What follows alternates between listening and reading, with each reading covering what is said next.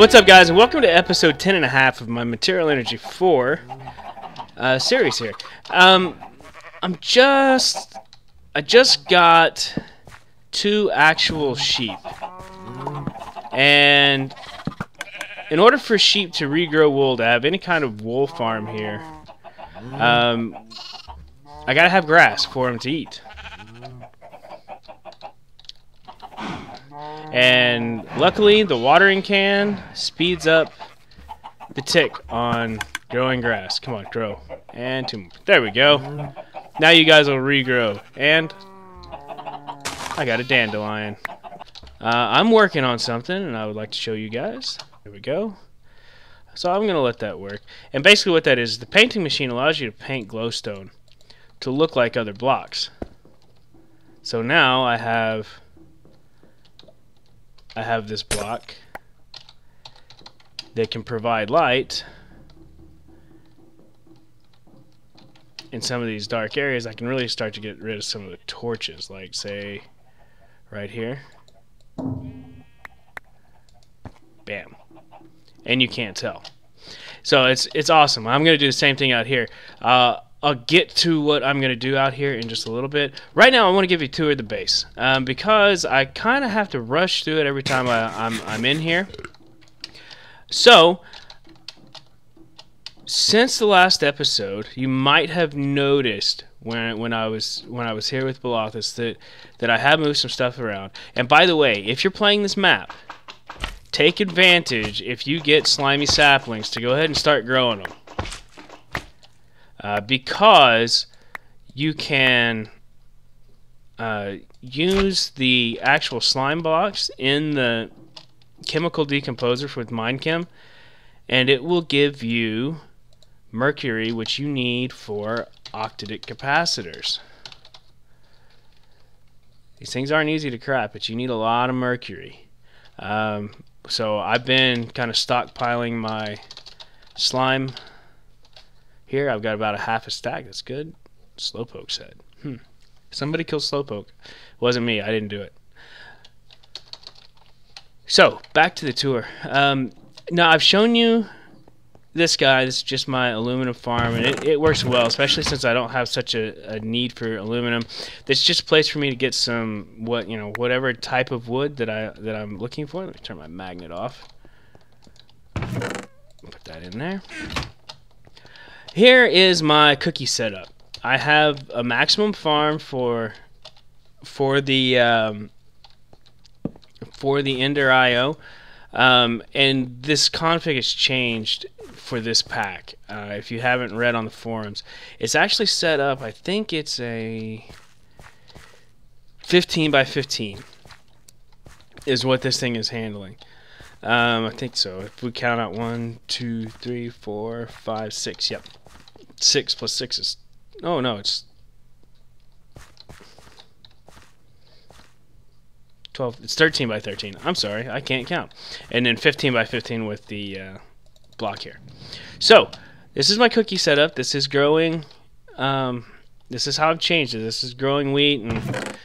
Oh, it's backstuffed. Let me fix that. Okay, that's caught up.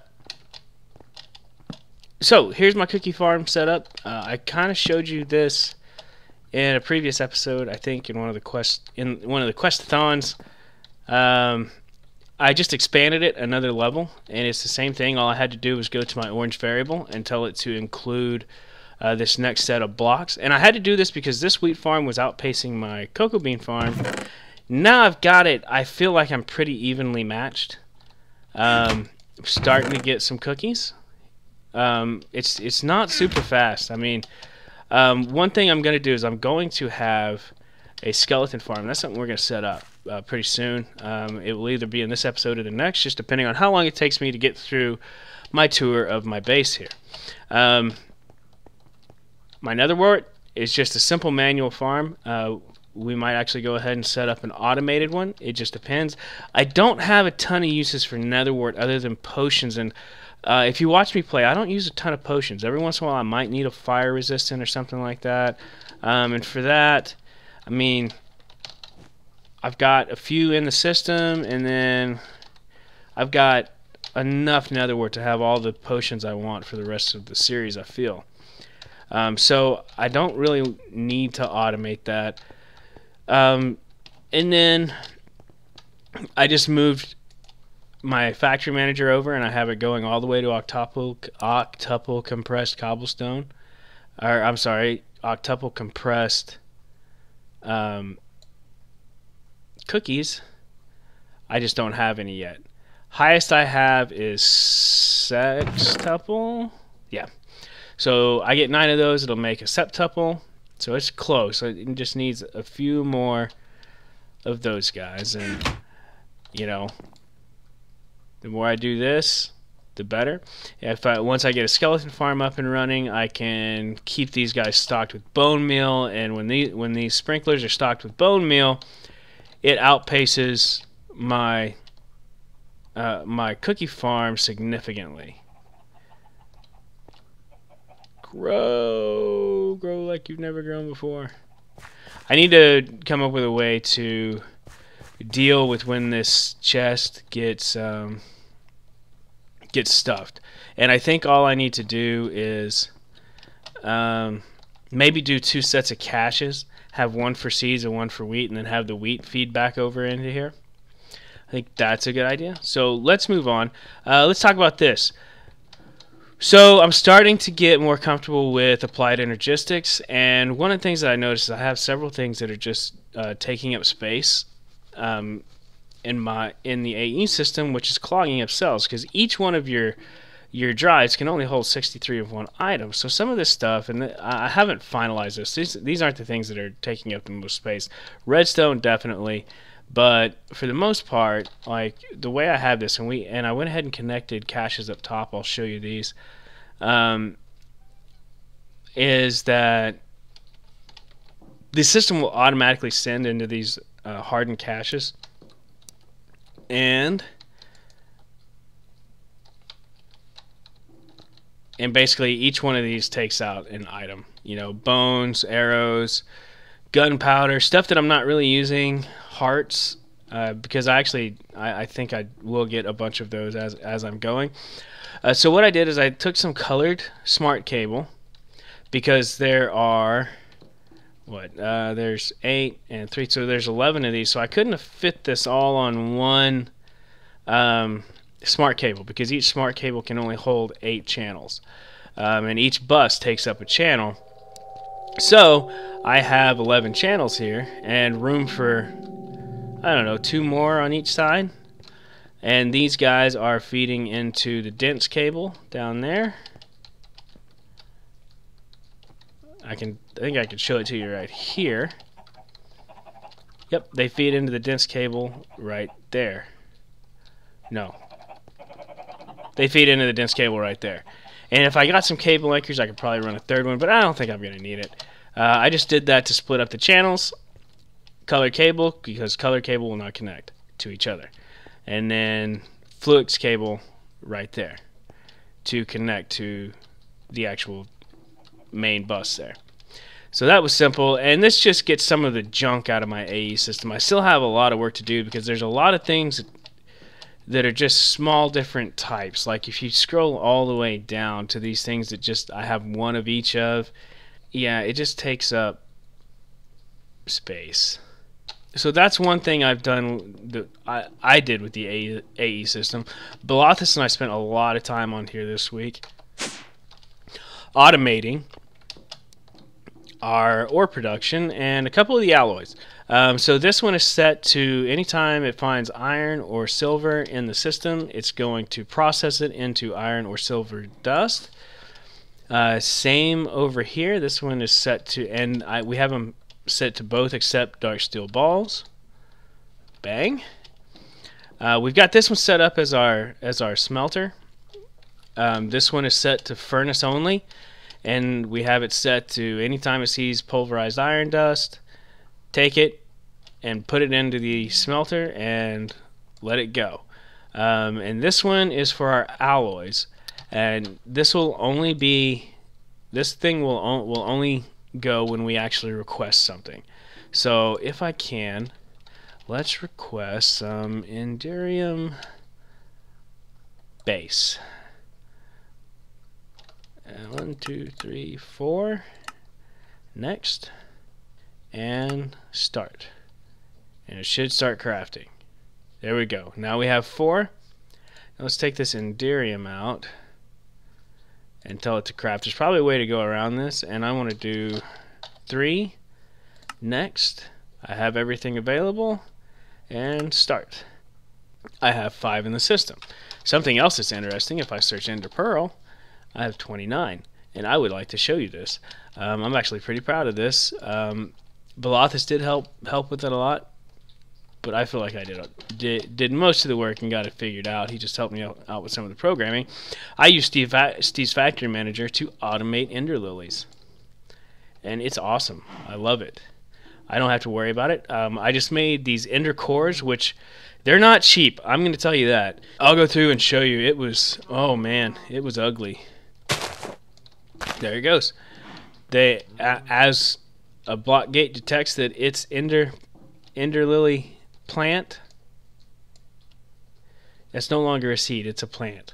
As it detects that the plant has reached maturity, it'll break it, put the Ender Pearl and the Ender Lily seed in the chest, and I have a storage bus on the back of this chest so that I don't have to come over here and constantly move stuff over.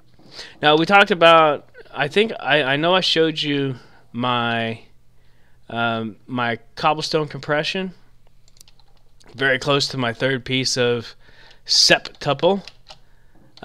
So what I've done now is I've added a cyclic assembler on here because this thing works really fast. So fast, in fact, that I actually had to make an octadic capacitor to keep up, which is greatly increasing my triple compressed cobblestone.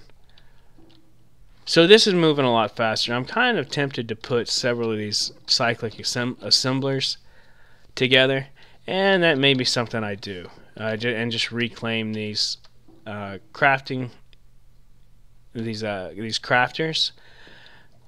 We'll see. Some of this stuff is going to have to be redone. But so we got that. I'm pretty sure I showed you my my enchantment setup, but you know I have the drain up top feeding into these barrels. I have 84,000 buckets and 166 in that one.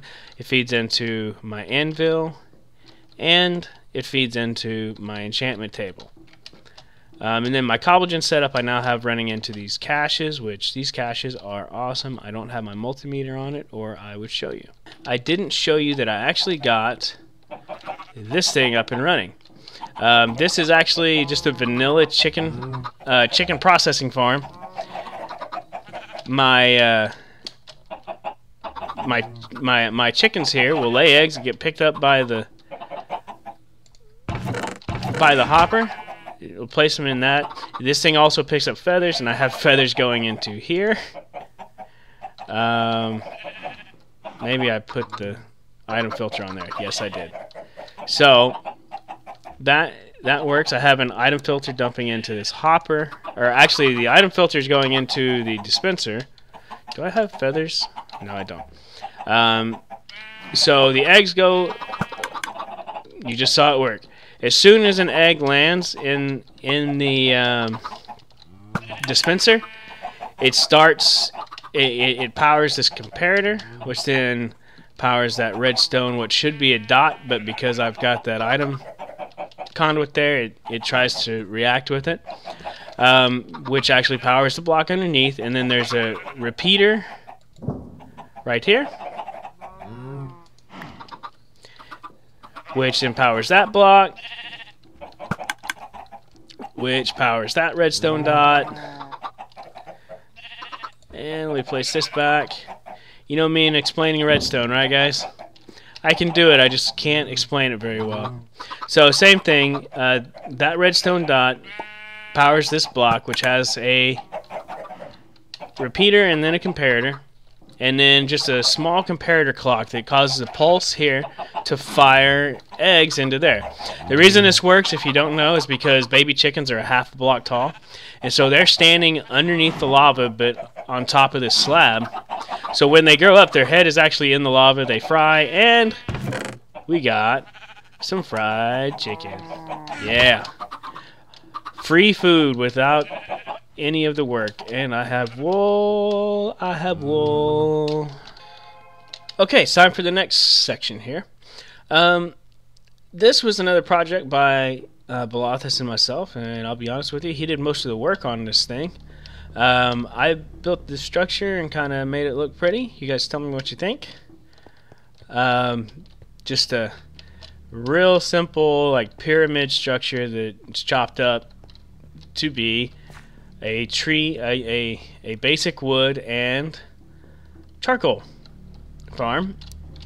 It's completely automated. I'm probably wasting a little bit of power because this thing is a little OP, but I'm not really wasting it because I now have infinite charcoal.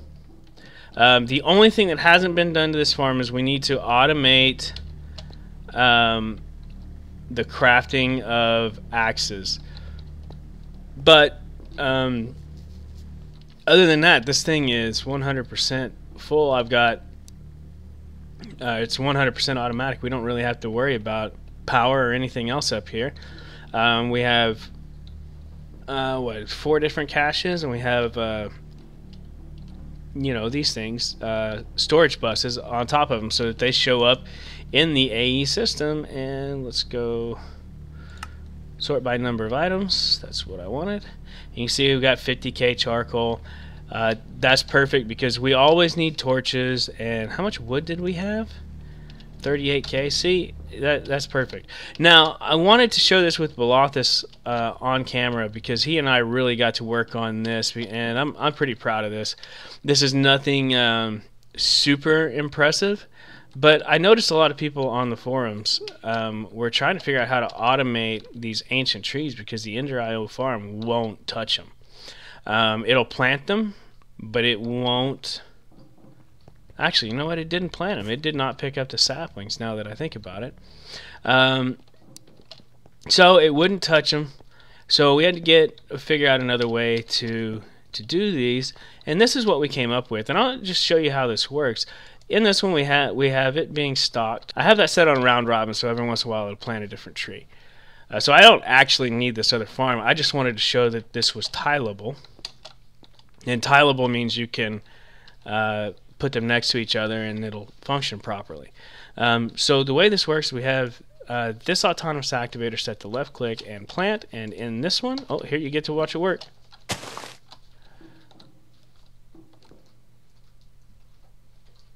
So if you missed that, what happens is I have a lumber axe in this slot, so, and it's set to activate on a high redstone signal. So right now it doesn't have a redstone signal, so it can't activate.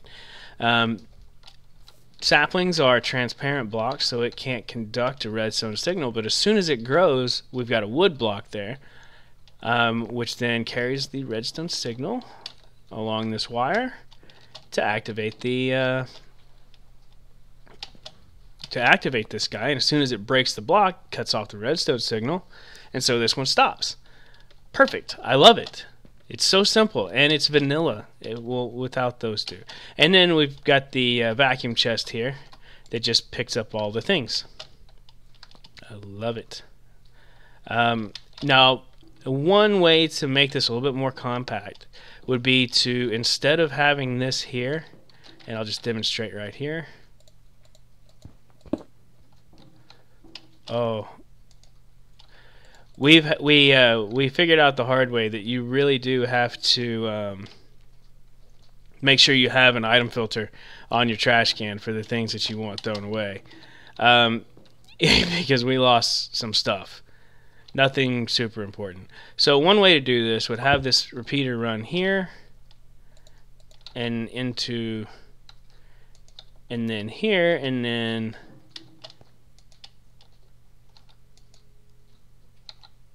let's just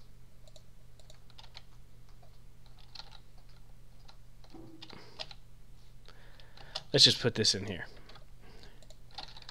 Okay, and I'll just go 1.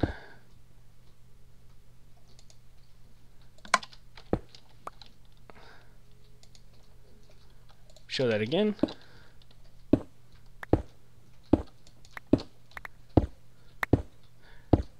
So you see what's happening here is as this thing collects, as the redstone signal is placed, this one is continually placing the blocks, completing the redstone signal, and causing this thing to fire. I love it.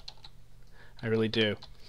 So what would make this more compact here is, let's say you do that, and then we ran underneath this thing, because you could take underneath this block right here, have a repeater running out, and then have another solid block, have another repeater running into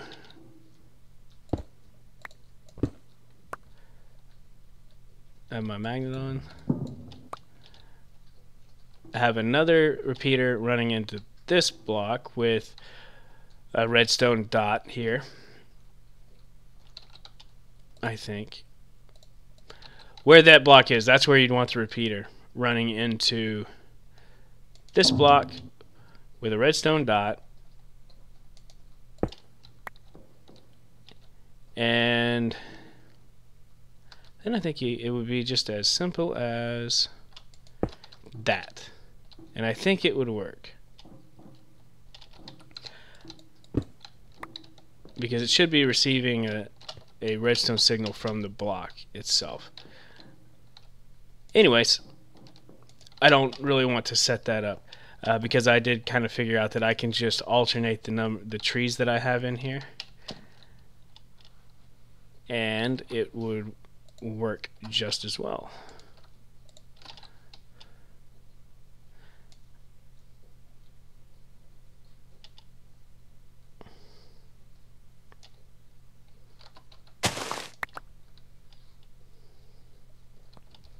Perfect. I love it.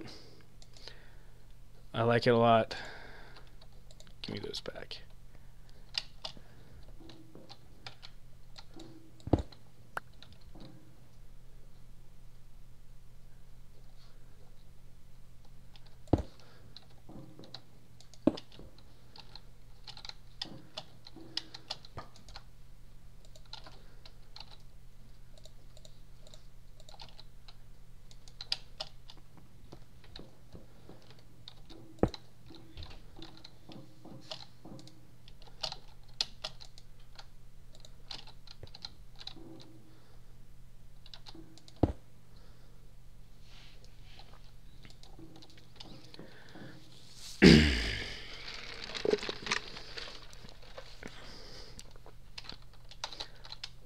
Okay, let's move on a little bit.